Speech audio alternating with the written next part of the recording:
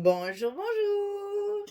Je suis ravie de vous retrouver. Nous allons commencer un nouveau projet un peu différent, hein. C'est pas un album.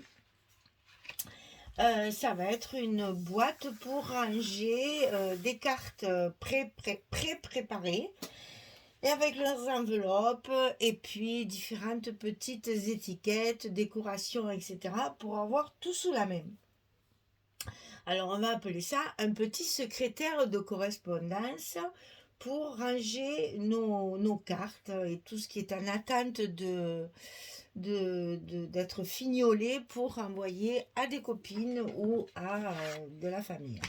Alors, c'est pour la boutique Les Kits de Corinne. C'est le colis, enfin le kit du mois de novembre avec la collection Winter Valley de Stamperia. C'est dans le cadre des collections romantiques de Stamperia.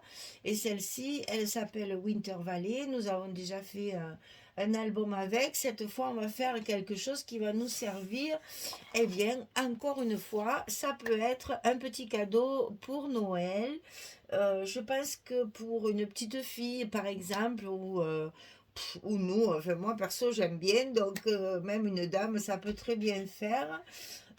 Pour, par exemple, envoyer une carte pour une naissance, pour un anniversaire d'un enfant, pour...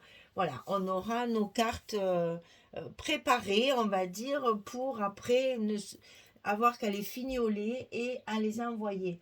Donc, on peut très bien se servir de ce modèle aussi pour faire, ben, avec une autre collection, un secrétaire particulier pour d'autres comment dire, d'autres occasions. Et ça dépend du papier que vous choisissez. Nous, on est dans le naïf, dans le joli petit, enfin ça fait enfantin quand même, donc ça peut très bien servir pour une petite fille ou une jeune fille qui veut envoyer des cartes à ses copines. Alors, on va fabriquer une boîte avec son couvercle et devant cette boîte, il y aura quelque chose qui va, un rabat qui va basculer et qui va s'ouvrir avec différentes pochettes pour classer vos étiquettes, de petits mots sentiments, vos décorations préparées, des découpages, vos timbres, etc., etc. Alors, on va commencer par la boîte parce que ça va être le plus long à faire. Le reste, après, c'est plus traditionnel, on va dire. Alors, je n'ai pas utilisé du carton. J'ai utilisé mon papier habituel cardstock. Ce sont des feuilles de 50 par 70 en 220 grammes. Mais comme on va y mettre du papier dessus et du papier dedans, on n'a aucun problème. Ça va rigidifier tout ça et ça va très bien tenir. Donc, c'est pas la peine de le faire avec du carton. Un bon papier assez épais, 220, 250 grammes, ça suffit largement. Alors ça, c'est pour faire la boîte. Je vais vous donner donc les dimensions et les pliures, comme je fais pour les albums, exactement pareil. On va le recouvrir et le monter ensemble. Et on va faire ça en plusieurs étapes. On va faire la boîte. Puis après, on aura le rabat qui vient par-dessus. Le couvercle de la boîte pour tenir tout l'ensemble. Et puis après, on verra ce qu'on peut y mettre à l'intérieur pour remplir notre petit secrétaire. Voilà. Alors, ici donc, c'est la boîte avec son fond. Alors, je vous montre, voilà, ça va donner ceci. Une fois collé et une fois recouvert. Voilà la base de notre petit secrétaire. Ça va être comme ceci. Voilà. On a le fond et on a le corps de la boîte. Après, on aura un couvercle. Et ici, devant, on va avoir un rabat qui va se rabattre et se déplier et qui sera tenu avec le couvercle. Alors, pour faire le corps de la boîte, ici, on a 58 cm. Tout le long ici, 58 cm. Et ici, en hauteur totale, parce qu'il y a le fond ici, en hauteur totale, on a 30 cm. Alors, c'est pas difficile. Et les chutes que vous allez avoir, comme on est obligé d'enlever pour faire notre boîte, gardez-les. Ça nous sert pour les pochettes, pour les petits rabats, ça sert, tout sert. Voilà, je n'ai rien jeté, tout a servi pour mater nos tags, etc. Tout. Je n'ai rien jeté. Alors, pour la boîte, donc 58 sur 30. Sur le côté 58, ici, la longueur de la boîte. Il faut plier à 18, à 28, à 46 et à 56. Alors, j'explique. Les côtés de la boîte font 18 cm, donc ça c'est le devant, ça c'est le dos ou l'inverse, on s'en fout. Le devant, le dos et les côtés font 10 cm de large. Puisque j'ai coupé le fond, sur 18, voilà. Donc ce sont des carrés. Ici on va avoir 18 sur 18, ici on a 10 sur 18, 18 sur 18 et 10 sur 18. Donc, sur le côté 58, on plie à 18, 28, 46, 56. Je vous montre cet écrit-là. Voilà. Et sur le côté 30, c'est-à-dire la hauteur, on va plier ici à 18, tout le long, 18. Alors là, on ne peut pas se servir du massicot. Il faut faire des petits repères et tracer vos plis avec... soit, attendez voir, voilà, soit un petit ustensile dans ce style-là, hein, on marque nos plis comme ça, soit avec votre plioir, vous passez votre plioir, et après vous avez vos plis qui sont marqués. Donc sur le côté 30, on plie à 18 ici, et à 28 ici. 10 cm comme les côtés, 10 cm. Donc 18 et ensuite 28.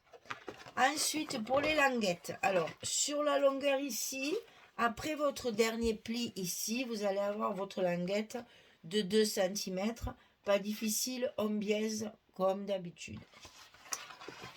C'est un peu plus complexe ici, c'est-à-dire que quand vous allez couper ici votre 18 cm dans la hauteur, vous allez vous arrêter à 28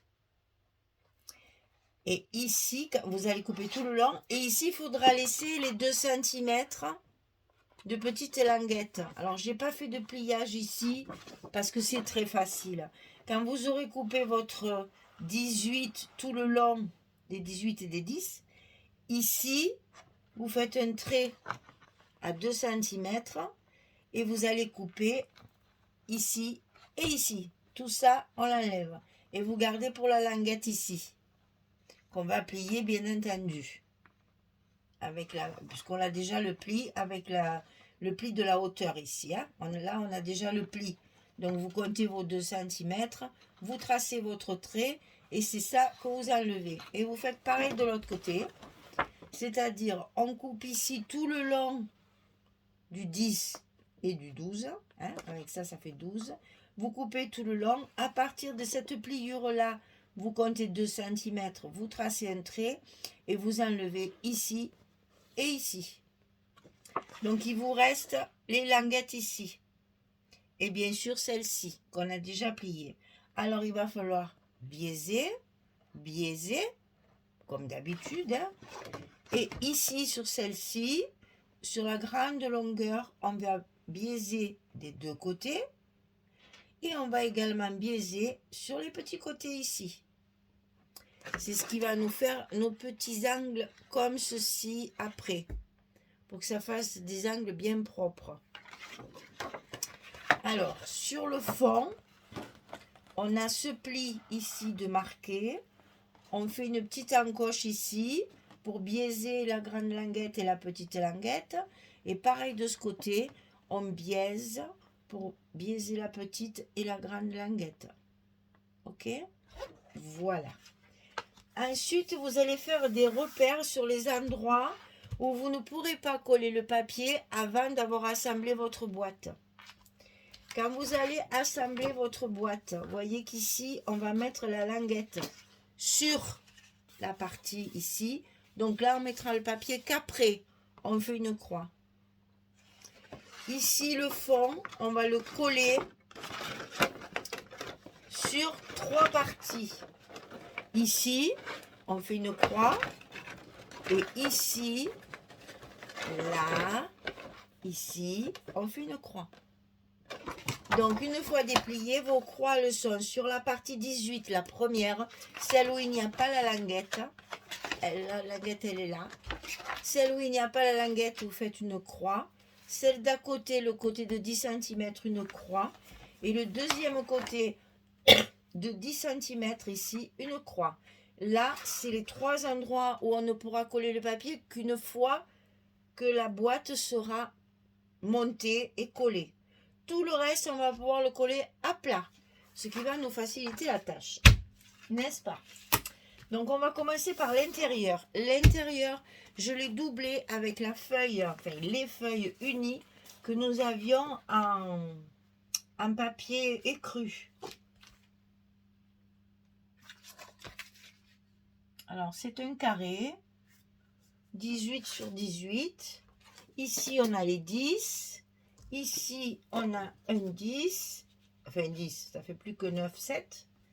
Et ici. Ça, on va pouvoir le coller avant de fermer notre boîte. Ça ne va pas nous gêner. Je suis désolée, je vais tousser. Dès que je parle, je tousse. Je reviens de vacances et je suis enrhumée. Ouais, super. Alors,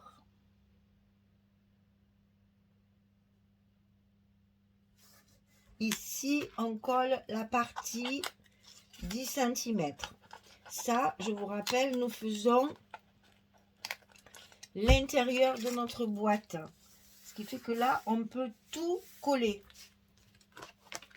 Tout ce qu'on a préparé, on peut le coller.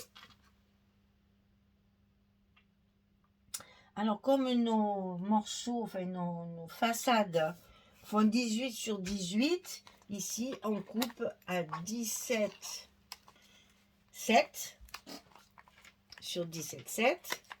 Et sur les petits côtés de 10 cm, on colle 9, 7 sur 17, 7. On a toujours nos 3 mm en haut, enfin on a 1,5 mm en haut et en bas, enfin, tout autour, ce qui nous fait 3 mm à enlever chaque fois.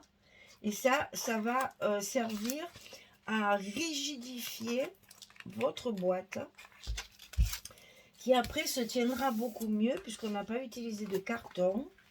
Donc la boîte se tiendra mieux une fois qu'on aura collé tous les papiers dessus.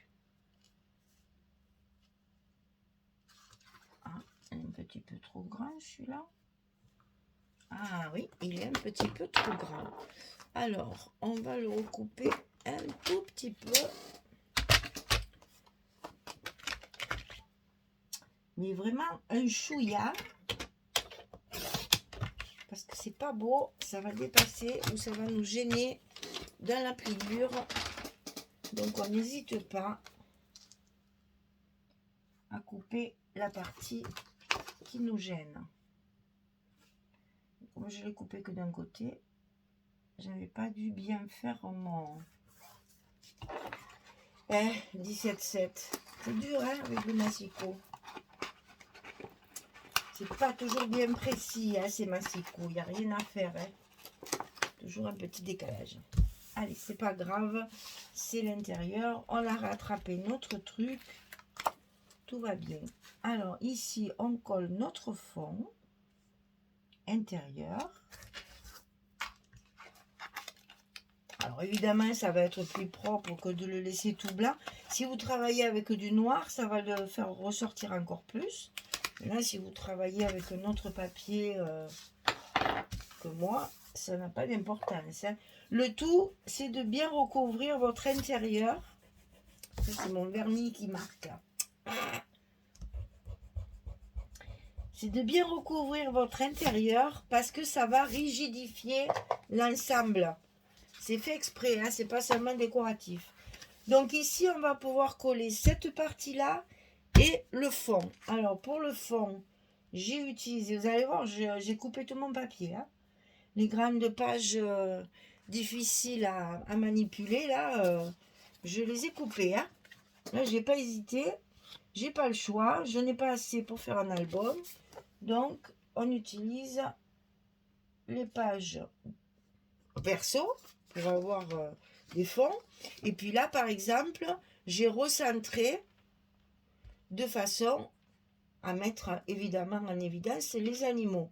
Et tout ce qui les chute, je garde tout pour pouvoir... Attendez que je ne me trompe pas. Voilà, celui-là, il ne faut pas le mettre. Celui-là non plus. Donc, je vous le montrerai mieux après. Voilà.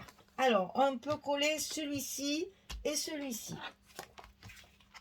Les autres, on les collera une fois qu'on aura fermé, fermé notre boîte.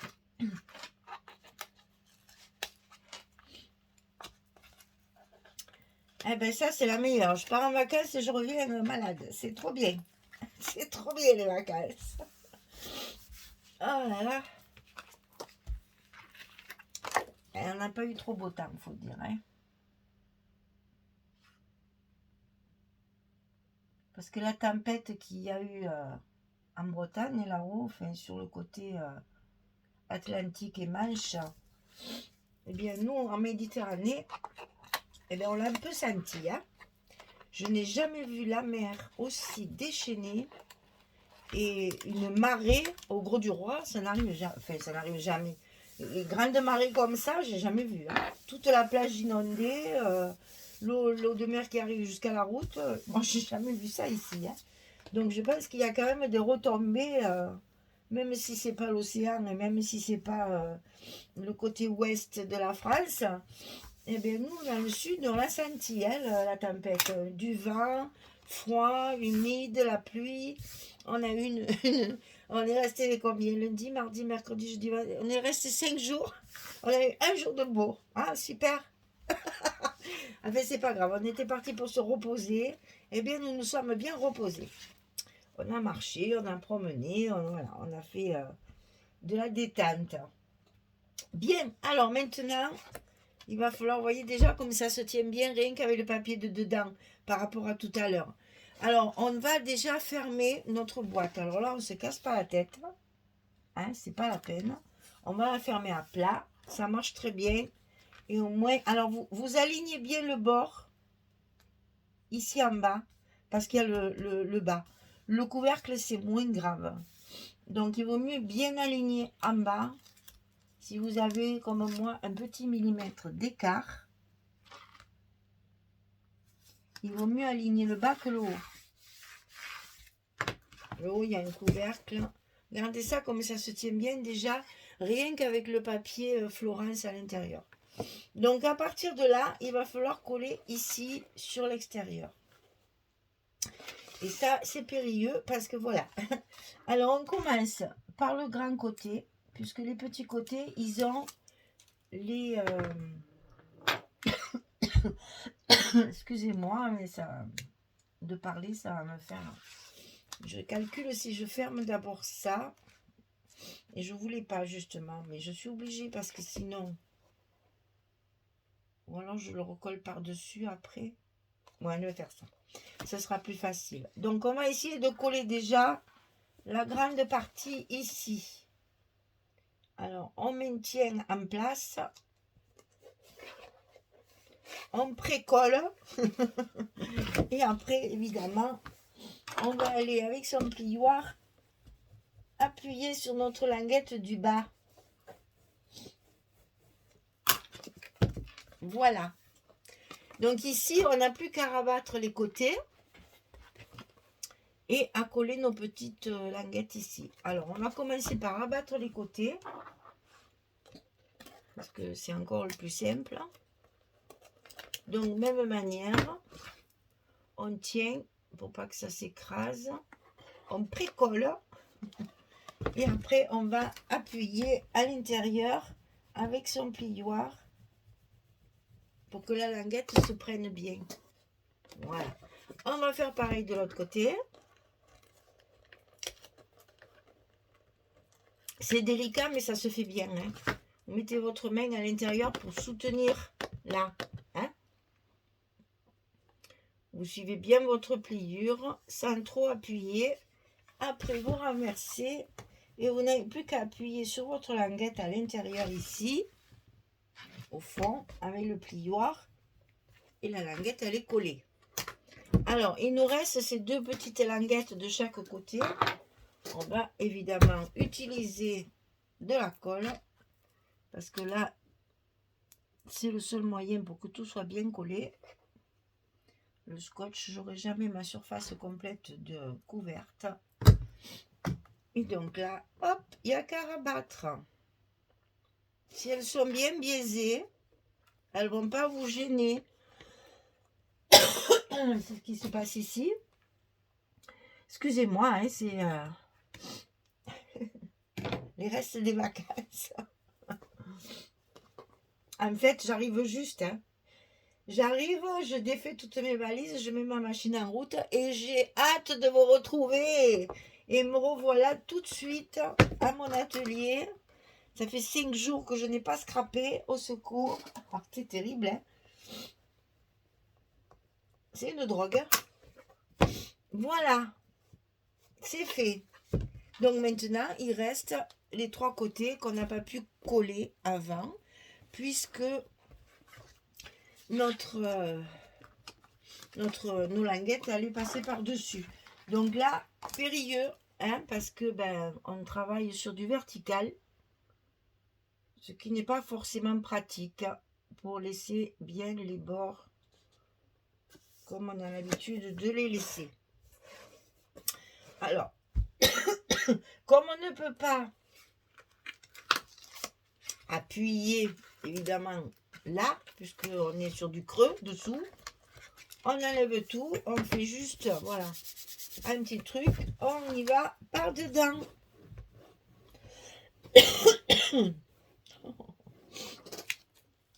Bon.